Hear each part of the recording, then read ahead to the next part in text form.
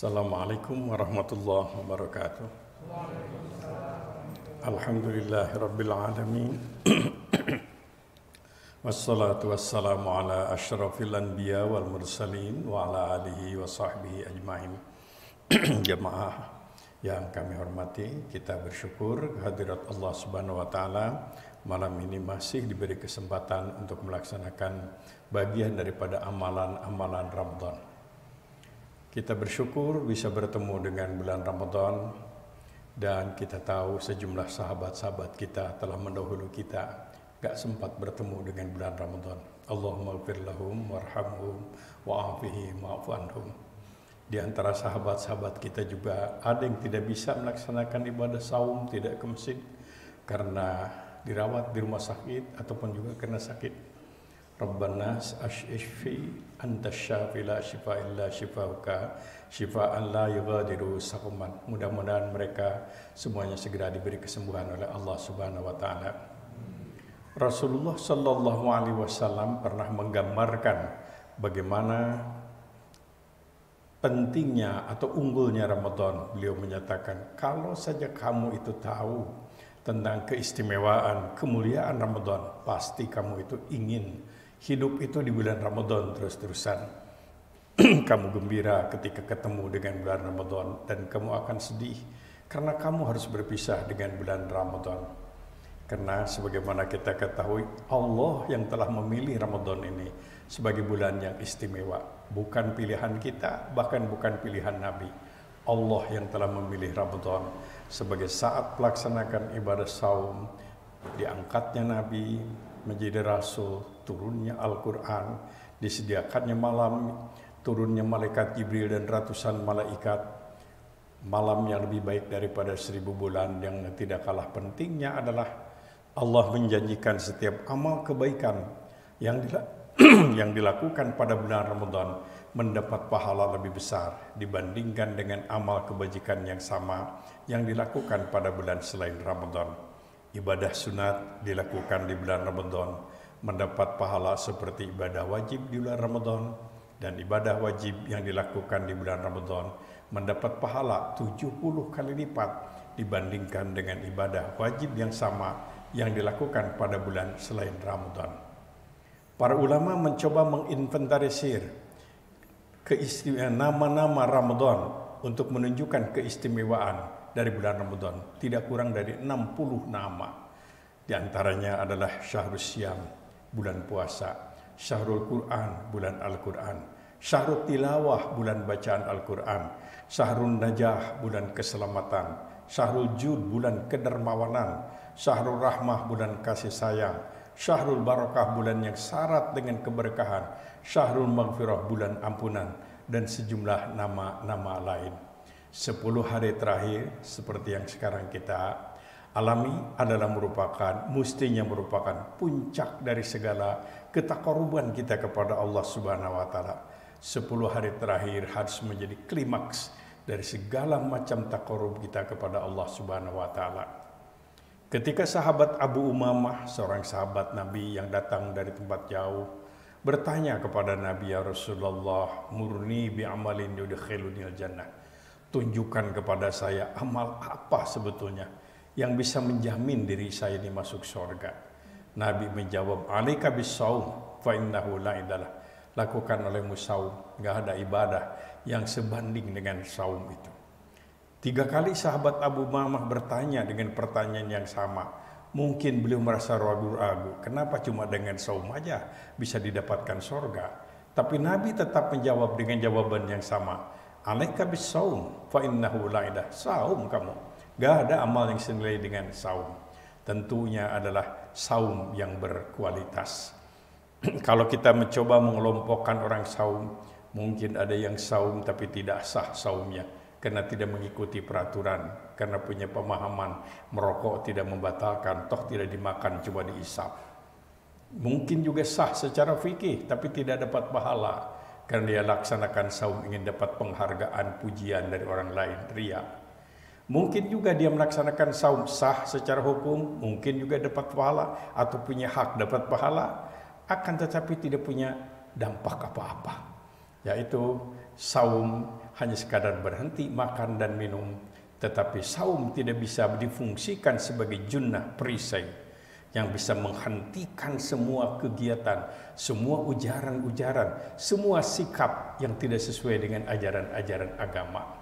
Dan yang keempat, yang oleh Al-Ghazali dalam karya besarnya Ihya Ulumuddin dikatakan sebagai saum khawasil khawas, yaitu saum yang berkualitas, saum orang-orang yang istimewa, saum para nabi, para rasul, dan orang-orang soleh. Dan kita mengharap kita masuk dalam kelompok ini, yaitu saum khawasil khawas. Tidak hanya dia berhenti dari hal-hal yang batalkan siang hari, ikhlas melaksanakannya, dihentikan kebiasaan-kebiasaan yang tidak baik, ujaran, sikap, kemudian pernyataan-pernyataan, sampai kepada katanya lamunannya selalu mulia dan baik, keinginannya yang baik-baik, rencananya yang baik-baik, fantasi, imajinasi, segalanya adalah baik-baik. Orang yang melaksanakan saum dalam kualitas inilah yang katanya nanti setelah terjadi hisab, dia akan melihat sebuah pintu VIP untuk masuk surga namanya Ar-Rayyan, yang hanya diperuntukkan kepada para nabi, rasul, syuhada, dan orang-orang yang melaksanakan saum dengan kualitas yang tinggi. Kita tentu saja mengharapkan saum yang kita lakukan, terutama 10 hari terakhir, peningkatan kualitas saum dalam kualitas tertinggi, khawasil khawas, menurut pernyataan atau kriteria yang dibuat oleh Imam Al-Ghazali. Untuk itulah kita perlu mengingatkan kembali, saum hendaklah disempurnakan, saum hendaklah dilengkapi, dan saum hendaklah dikawal dengan rangkaian ibadah-ibadah lainnya. Antara lain yang paling penting, saum harus disertai dengan tradisi atau kebiasaan membaca Al-Quran. Tiada hari tanpa bertemu dengan Al-Quran. Syahrul Quran dan sekaligus syahrul tilawah, bulan bacaan Al-Quran. Kegiatan kita membaca Al-Quran harus lebih rajin di bulan Ramadan dibandingkan dengan bulan-bulan yang lain. Kalau kita ingin berdialog dengan Allah, bacalah Quran. Kalau kita ingin tahu apa sebetulnya keinginan Allah kepada hamba-hambanya, baca Quran. Kalau kita ingin tahu siapa sih yang bagaimana yang orang atau perbuatan yang dimurkai, dibenci oleh Allah, bacalah Al-Quranul Karim. Dan kalau kita ingin tahu siapa orang-orang yang sukses, bahagia, baca Quran. Dan begitu juga kalau kita ingin tahu tokoh politik, tokoh bisnis, ataupun orang populer tapi celaka menderita, bacalah contohnya di dalam Al-Quranul Karim. Quran itu memang sebuah resep spiritual yang dapat menjadikan kita tentram, tenang. Orang mengatakan kalau ingin katanya kepikunan ditangguhkan, perbanyak baca Al-Quran. Bebaskan fikiran-fikiran, perasaan-perasaan, lamunan-lamunan yang tidak nyaman. Serahkan sepenuhnya kepada Allah Subhanahu wa Ta'ala. Itulah yang diperoleh kenikmatan dalam dunia spiritualisme Islam. Mereka menemukan kenikmatan dengan membaca Al-Quranul Karim. Kita harus bisa. Dan saatnya 10 hari terakhir. Tiada hari tanpa bertemu dengan Al-Quran. Tiada malam tanpa membaca Al-Quranul Karim. Yang kedua, amalan utama, terutama 10 hari terakhir, adalah tiada malam tanpa sholat malam. Silahkan dalam bentuk tarawih, silahkan bagi tahajud, silahkan namanya qiyamul lail, silahkan di masjid, silahkan di rumah, silahkan berjamaah, silahkan sendiri, silahkan jahar keras, ataupun juga sirplat, pendeknya tiada malam tanpa sholat malam. Ketika Rasulullah SAW menghadapi tantangan yang berat, setelah beliau menerima wahyu dan membisikkan pengalaman menerima wahyu itu kepada orang-orang, beliau dianggap gila, beliau dilespelekan, beliau dilecehkan, beliau difitnah, beliau dicaci maki. Suatu penderitaan yang luar biasa. Ketika itu Allah Subhanahu wa Ta'ala memberikan resep spiritual. Terkesan dilihat dari asbabun nuzulnya. Jangan marah menghadapi situasi seperti itu. Marah tidak pernah menjadi solusi. Jangan putus asa. Putus asa berarti awal dari sebuah kegagalan. Dan jangan dendam. Orang dendam tidak pernah nyaman dalam hidup. Pikirannya kotor terus ingin berbuat sesuatu. Dan belum puas kalau belum mencelakakan orang lain. Jadi bagaimana? Allah menyatakan, Qumil laila. Serahkan kesulitan, keberatan, fitnah dan itu kepada Allah melalui proses qiyamul lail. nisfah separuh malam, auzid alih atau lebih dari separuh malam, atau kurangi dari separuh malam. Kemudian warattilil Qur'ana tartila, dan baca terus olehmu Quran dengan tartil. Dua janji Allah, surat Al-Muzammil, inna sanulqi 'alaika qaulan tsaqila, aku akan berikan kepadamu harisma bil kasyaf. Harisma bukan karena kekayaan, harisma bukan karena gelar, harisma bukan karena kedudukan, tapi harisma yang diberikan dari Allah Subhanahu wa taala kepada mereka yang membiasakan salat malam dan selalu membaca Al-Qur'anul Karim. Inna nasyiatal laili hiya asyaddu wat'aw wa aqwamu qila.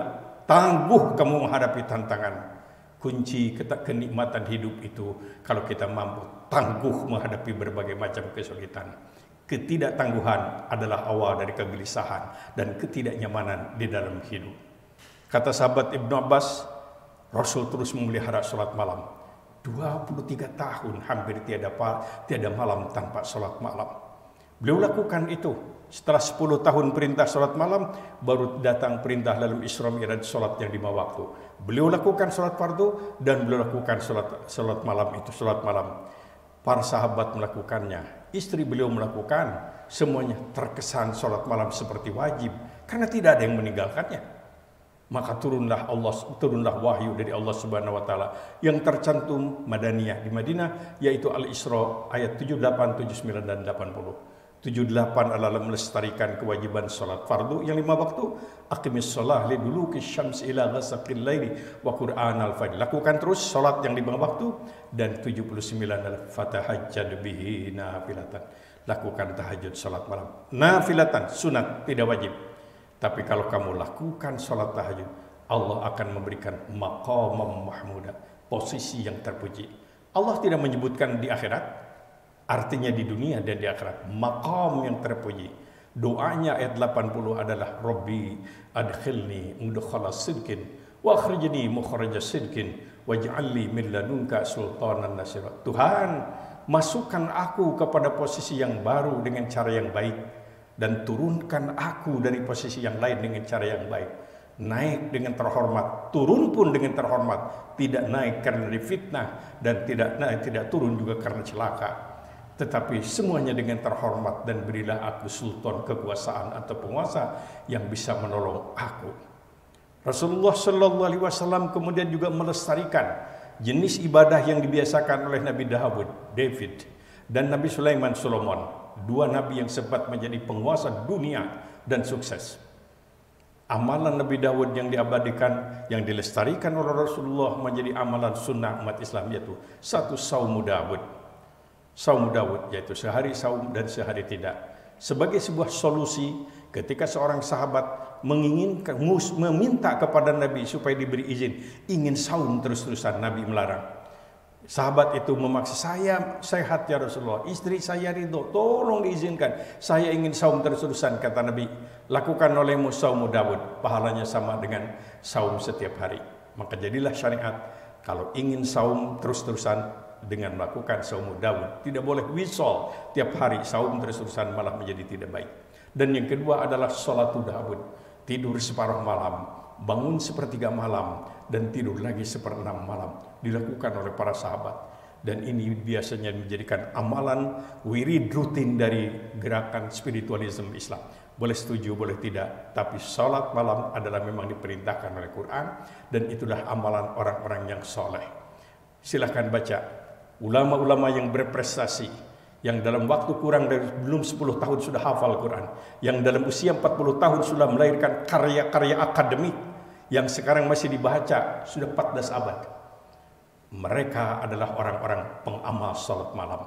Sebut saja Asy-Syafi'i, Imam Muhammad bin Idris Asy-Syafi'i, sebut saja Al-Ghazali, sebut nama-nama yang lain sampai ulama abad ke-19.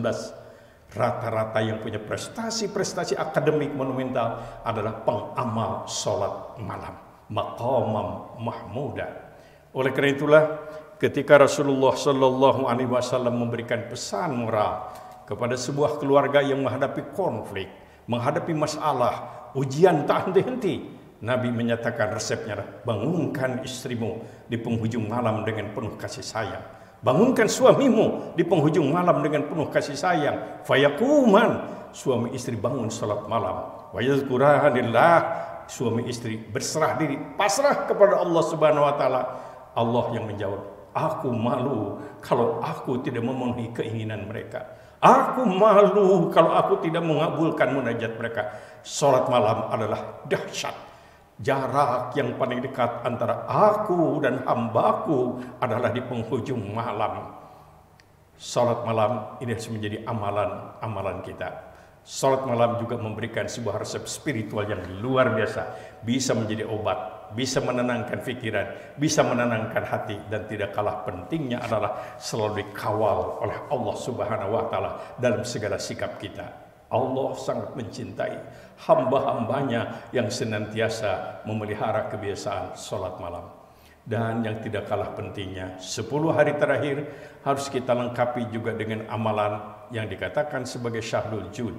Tiada hari tanpa sedekah, tiada hari tanpa infak. Ketika Rasulullah sallallahu alaihi wasallam merasa gelisah karena wahyu turun agak lambat, beliau khawatir jangan-jangan Tuhan marah kepada saya. Allah segera menurunkan jawaban tercantum dalam surat Wadduha yang isinya adalah Allah tidak marah kepadamu, Allah tidak meninggalkan kamu. Dulu kamu sendiri Allah yang merawat kamu. Dulu kamu tidak tahu apa-apa, Allah yang memberi ilmu. Dulu kamu sengsara, Allah yang menyelamatkan kamu. Lantas Allah memberikan janji. Saya yakin janji ini bukan hanya untuk Nabi, tapi juga umatnya yang ingin mengikuti contoh Nabi, yaitu walal akhiratu khairul laka minal ula wala sawfa yu'tika rabbuka fatarda. Hari esokmu cerah, masa depanmu indah, nikmat akan turun kepadamu, nikmat akan lestari, dan kau akan senang dengan nikmat-nikmat yang Allah berikan kepadamu. Ada 2 pantangan yang disampaikan oleh Allah dalam surat Wadduha. Sekali lagi, surat Wadduha bukan hanya untuk Nabi, tapi juga untuk kita yang ingin mengikuti keteladanan dari Rasulullah sallallahu alaihi wasallam. Pantangan itu adalah fa'ammal yatima fala takhar, jangan kau sakiti anak yatim. Nabi memberikan pesan moral, anak yatim kekasihku, orang yang menyakiti anak yatim menyakiti aku. Dan orang yang sayang kepada anak yatim berarti sayang kepada aku. Ana wa kafilul yatim fil jannah, di sorga nanti aku akan bergandengan tangan dengan orang-orang yang ketika di dunia banyak memperhatikan anak yatim.